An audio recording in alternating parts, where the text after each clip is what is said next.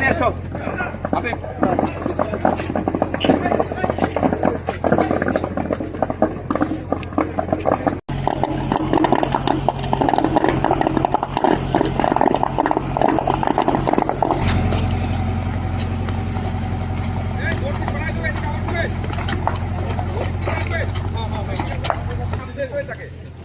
না না আগে থেকে দিয়ে না ওই দিয়ে নিবে গেছে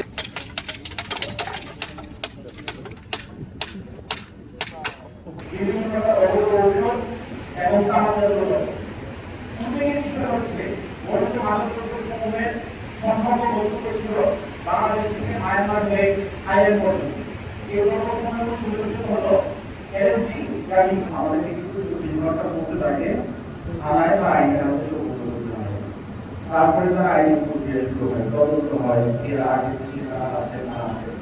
তো আমরা যেটা দেখেছি যে আমরা সাধারণত মাদকসেবী অথবা যারা ক্যারিয়ার সরবরাহকারী তাদেরকে আমরা বুঝতে পারি। বাট এটা কিন্তু এই ভিতরে সীমাবদ্ধ নয়, এর পিছনে গড়বাধা যারা এই যে মাদক ক্যারি করছে তারা হয়তো সামান্য কিছু টাকার জন্য এই ঝুঁকি দিয়ে তারা এই মাদকটা আদান প্রদান করছে। বাট এটা কোটি কোটি টাকার ব্যবসা, অর্থাৎ আমি বলছি গড়বাধা।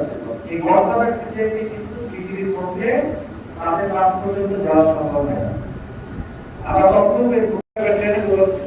আমাদের 79 কিলোমিটার আমাদের বর্ডারে রয়েছে আমাদের পার্শ্ববর্তী দেশের সাথে। এর মধ্যে সম্পূর্ণটাই নদী ভিত্তিক। এর মধ্যে রায়মঙ্গল নদী আছে এবং ইছামতি নদী আছে। এই ব্যাটালিয়নের দায়িত্বপূর্ণ এলাকা দক্ষিণ তারপর থেকে শুরু করে যেখানে আমাদের সাতক্ষীরা সমস্তটাই নদী ভিত্তিক, খুব দুর্গম এলাকা। এই এলাকায়